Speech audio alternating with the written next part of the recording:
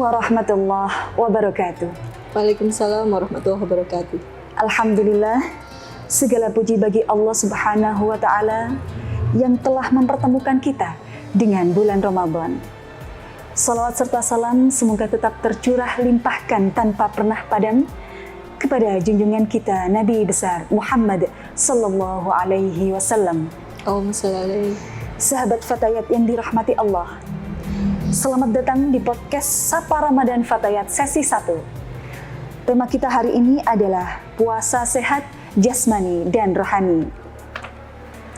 Telah hadir di tengah-tengah kita Dr. Gigi Izza Elmaila, Magister Kesehatan, narasumber yang sangat luar biasa. Beliau adalah Sekretaris Dinas Kesehatan Kabupaten Malang, pengurus pimpinan cabang Fatayat NU Kabupaten Malang, dan pembina pimpinan anak cabang Fatayat NU Karangploso. Assalamualaikum Dr. Izza. Waalaikumsalam warahmatullahi wabarakatuh. Ya, apa kabar? Alhamdulillah sehat luar biasa. Masya Allah. Terima kasih sudah berkenan meluangkan waktu di tengah-tengah kesibukan jenengan. Alhamdulillah, mudah-mudahan bisa manfaat ya pertemuan kita Ya, hari ini. amin ya rabbal alamin. Baik dokter, ada pernyataan bahwa puasa membantu proses detoksifikasi alami tubuh. Bisa dijelaskan bagaimana mekanisme detoksifikasi itu terjadi secara medis? Ya, sahabat-sahabat dimanapun berada, Alhamdulillahirrahmanirrahim, wassalatu wassalamu ala asrofil anbiya'i wal mursalin sayyidina Muhammadin wa ala alihi washabihi ajma'in, amma ba'du. Pada puasa kali ini alhamdulillah kita bisa ketemu lagi, dan kalau sesuai dengan ayat Al-Quran, ya ayyuhalladzina amanu kutiba alaikumussyiyam kama kutiba alal ladzina min qablikum la'allakum tattaqun. Dalam ayat ini jelas puasa itu untuk membuat kita menjadi orang yang bertakwa, dan dalam membentuk ketakwaan ini dalam konteks kejiwaan dapat dimaknai sebagai kemampuan mengendalikan diri dan menjaga perilaku. Rasulullah juga bersabda, asyamu junnatun. Puasa itu adalah perisai, di mana perisai ini adalah perlindungan dari dosa, tetapi yang lain adalah juga perlindungan dari perilaku yang merugikan kesehatan, baik itu fisik maupun mental. Puasa melatih pengendalian diri, menahan emosi, mengurangi dorongan impulsif, dan seperti pertanyaan Mbak adalah menahan makan dan minum. Dalam sudut pandang medis, puasa adalah kondisi ketika tubuh tidak menerima asupan kalori dalam jangka waktu tertentu, sehingga terjadi perubahan metabolisme yang signifikan. Pada saat 6-8 jam kita puasa, tidak makan dan tidak minum, kita masih punya energi. Energi ini kalau sudah habis dari gula darah kita, maka akan diambil dari gula otot kita atau simpanan yang ada di dalam tubuh kita, antara lain dari lemak, dari sumber yang lain, protein. Karena itu puasa ini adalah pengendalian berat badan dan peningkatan sensitivitas insulin.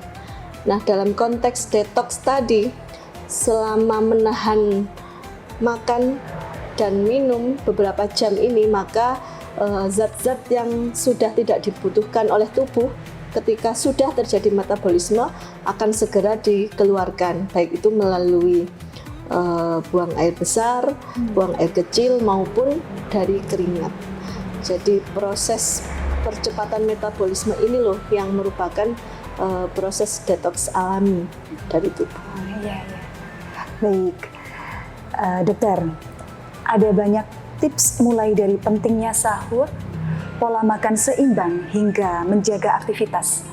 Kalau boleh dirangkum sederhana, apa satu kebiasaan kecil yang paling penting untuk mulai kita terapkan agar sebagai kader Fatayat bisa memberi contoh pola hidup sehat di keluarga dan masyarakat? Ya. Benar sekali Mbak. Jadi kalau dengan puasa Ramadan ini kita pasti sahur dan buka. Sebaiknya memang begitu. Dan sahur ini jangan sampai ditinggalkan. Diusahakan tetap sahur. Syukur-syukur kalau bisa sahur ini diperbanyak yang protein dan buah atau sayur yang mengandung serat ya. Kemudian yang kedua, memperbanyak air putih. Jangan sampai dengan puasa ini kita dehidrasi. Tetap kebutuhan air putih kita setidaknya 8 gelas sehari. Kita bisa ketika sahur 2 gelas, kemudian ketika berbuka 4 gelas, sebelum berbuka 2 gelas, sesudah berbuka 2 gelas, kemudian tidur malam 2 gelas lagi. 8 gelas lumayan lah. Kemudian perbanyak protein, karena memang protein ini lebih tahan metabolismenya. Jadi lebih panjang untuk waktu metabolisme protein daripada karbohidrat. Jadi nggak mudah lapar kalau makannya protein, antara lain telur, daging, gitu. Kemudian perbanyak serat dan buah. Dan tentu kalau bisa dikurangi minyak atau gorengan. Iya ya, biasanya begitu ya. Kemudian sahur ini penting banget.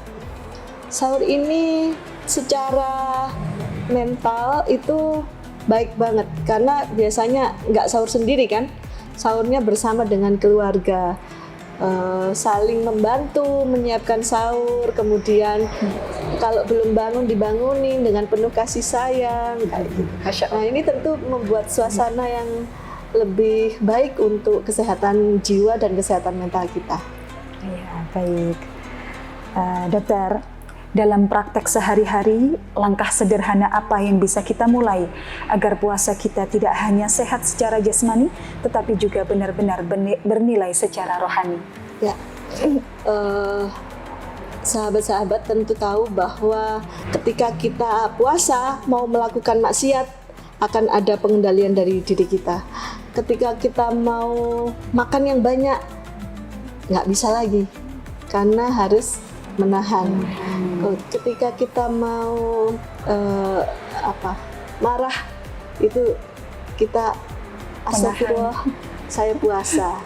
Otomatis ini latihan dan terutama adalah melatih kesabaran. Baik. Kalau Allah berkata puasa itu untukku. Jadi kalau ibadah yang lain bisa saja dilihat manusia. Kalau puasa tidak dilihat manusia. Kalau misalnya kita mau sembunyi-sembunyi makan, minum kan bisa. Tetapi kalau sudah niat puasa, meskipun sendirian, kita kan tetap akan berpuasa. Menahan. Ya, dan itu semata-mata karena kecintaan kita kepada Allah. Baik, terima kasih. Baik dokter dan sahabat Sapa Ramadan rahimakumullah, luar biasa sekali diskusi kita dalam sesi hari ini. Sebelum kita lanjutkan sesi tanya jawab, izinkan saya berpantun agar lebih semangat lagi. Beli kurma di waktu petang, Cakep. dinikmati bersama keluarga tercinta. Puasa sehat, badan pun senang. Ibadah lancar, hati pun bahagia. Alhamdulillah. Alhamdulillah, sudah ada pertanyaan? Oh ya, sudah ada beberapa pertanyaan dari sahabat Sapa Ramadan. Pertanyaan yang pertama dari sahabat Siti Khalifah, Ranting Kalimalang. Bagaimana tips bagi ibu menyusui agar tetap kuat berpuasa? Ya, sahabat-sahabat, kalau Fatayat masih banyak yang menyusui ya. Iya, masih produktif. Ya. Untuk ibu menyusui tentu masih bisa puasa sepanjang asupan kalorinya cukup. Baik itu karbohidratnya, seratnya, buahnya, proteinnya terutama. Minum susu. Tapi, oh iya satu lagi, air putihnya yang banyak Mbak. Tapi kalau memang itu nggak kuat, boleh tidak berpuasa tentu, tapi harus mengganti di hari lain puasanya. Dan tentu Mbak, saya rasa ketika puasa itu kita kan lebih tenang. Menyusui keluarnya ASI itu juga dipengaruhi sekali oleh kondisi psikologis. Jadi meskipun nggak puasa, makannya banyak, tapi kalau nggak tenang itu nggak keluar banyak airnya. Tapi kalau kondisi psikologisnya baik, intake makanannya juga baik, ya insya Allah akan lancar-lancar saja. Oke, pertanyaan selanjutnya dari sahabat Asfi Ranting Ketangi. Kenapa saat puasa sering sakit kepala? Halo Mbak Asfi. Ya,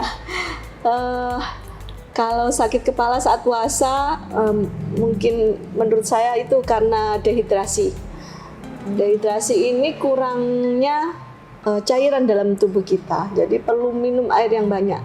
Karena itu sahabat-sahabat memang harus diatur makannya, minumnya. Kalau makan jelas ya sahur sama buka, tapi seberapa porsi, kapan saya minum itu diusahakan untuk dibagi. Minimal 8 gelas tadi itu dibagi. Kira-kira kapan ya? Oh, sebelum sahur 1 gelas, sesudah sahur kalau bisa 2 gelas, itu udah 3 gelas. Tapi kalau minim ya 1 gelas. Kemudian sebelum buka puasa 1 gelas, habis itu sholat maghrib, sebelum makan 1 gelas, sudah 2 kan? Kemudian sesudah makan buka puasa 1 gelas lagi, atau 2 gelas, jadi 4. Kemudian kalau bisa sebelum taraweh 1 gelas lagi, nanti mau tidur 1 gelas lagi. Kita harus minum air putih yang cukup.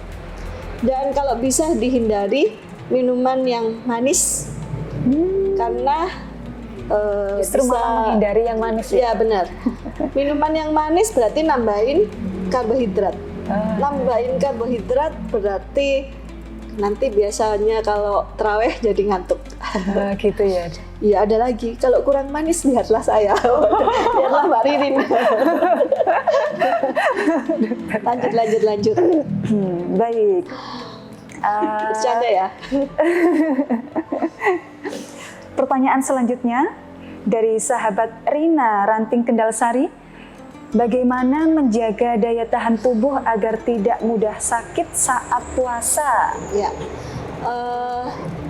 paling penting memang menjaga asupan gizi yang masuk ke dalam tubuh kita. 1, cukup karbohidratnya, cukup proteinnya, dan serat buah dan sayur. Buah dan sayur ini banyak vitamin C-nya.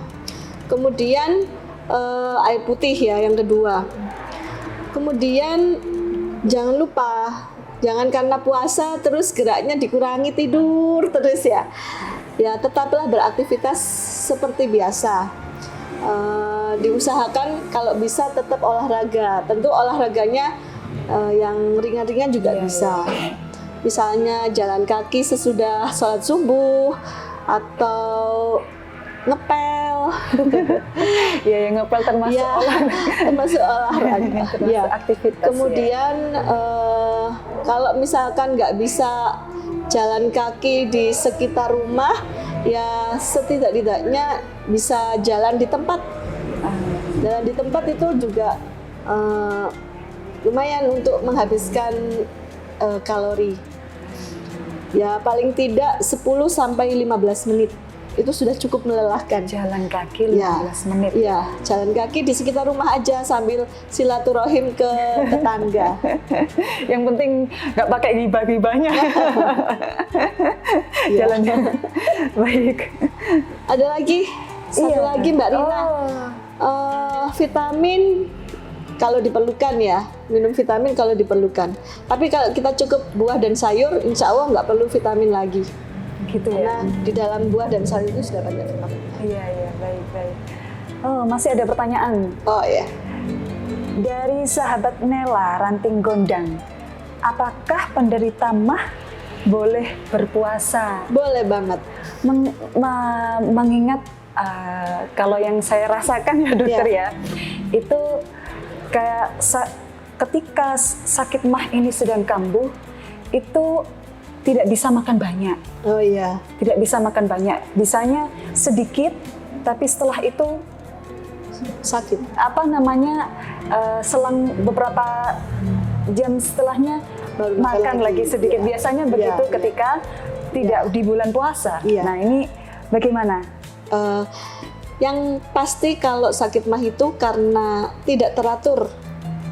Nah, saat puasa Ramadan tentu keteraturan ini sudah ada karena sahur dan buka. Nah, itu satu. Yang kedua,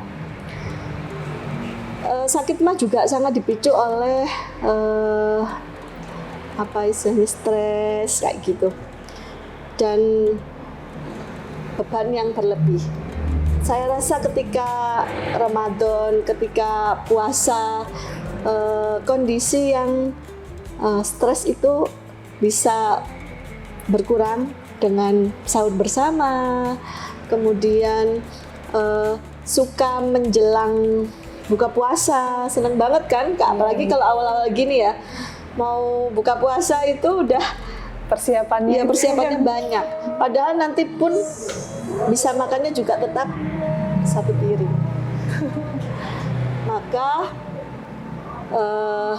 ketika puasa, kalau kondisi nggak stres lagi, tentu asam lambung nggak berproduksi berlebih, sehingga sakit mahnya nggak kumat lagi. Nah, gitu ya dokter ya. Yang penting tidak stres. Ya. Dan kalau Mbak misalkan tadi punya pengalaman waktu mah kambuh itu makannya hanya bisa sedikit, nggak bisa banyak. Makanya Rasulullah kalau bisa makan manis-manis dulu, kemudian bisa sholat, setelah itu makan lagi. Nah, gitu ya. Baik, masih ada pertanyaan lagi. Oh iya, nah, semoga ini pertanyaan yang terakhir ya.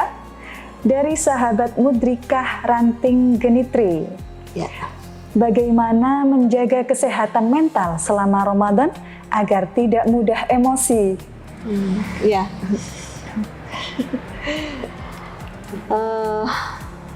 Mbak-mbak puasa Ramadan, tentunya kita dianjurkan untuk memperbanyak membaca Al-Quran.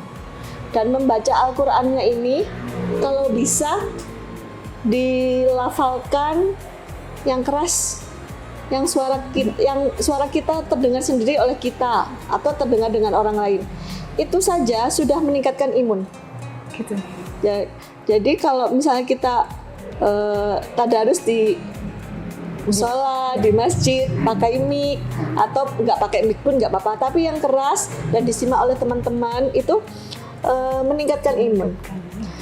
Kalau imun kita sudah naik, emosi itu juga otomatis lebih berkurang ya, karena kondisi senang, kita lebih bisa mengendalikan diri. Jadi kalau mau emosi, ingat puasa, nggak boleh emosi gitu ya. Nanti kalau emosi dan itu diluapkan, apalagi sampai berimbas kepada teman, kepada orang di sekitar kita, yang ada malah pahala puasa kita berkurang. Ingat aja itu. Dan tentu harus banyak berpikir, banyak istighfar. Gitu ya dokter ya. Saya rasa itu kali ya.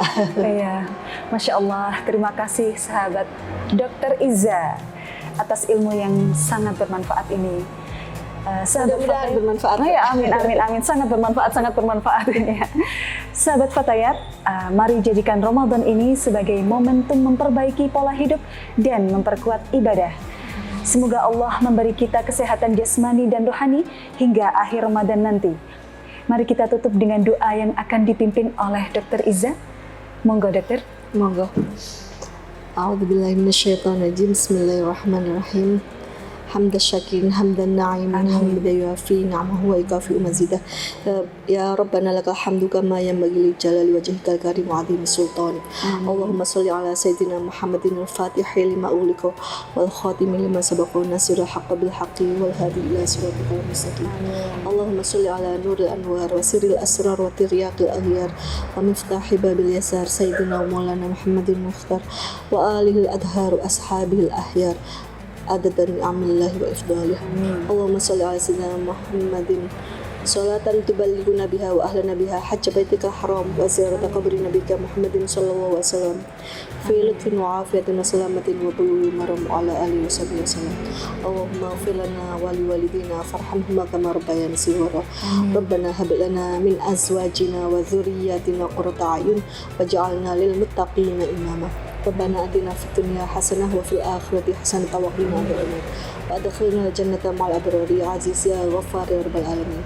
وصلى الله على سيدنا محمد وعلى آله وصحبه وسلم والحمد لله رب العالمين. Amin.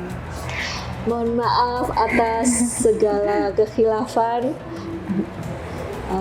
Aura kasih ikut puasa. Cakep. Terima kasih, semoga kita lekas bersua.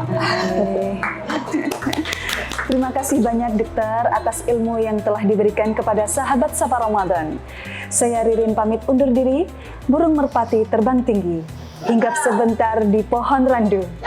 Sehat raga, mari kita jaga diri. Sehat jiwa dengan zikir selalu. Sampai jumpa di Sapa Ramadan, PAC Fatayat NU Karangploso, sesi berikutnya. Wassalamualaikum warahmatullahi wabarakatuh. Waalaikumsalam warahmatullahi wabarakatuh.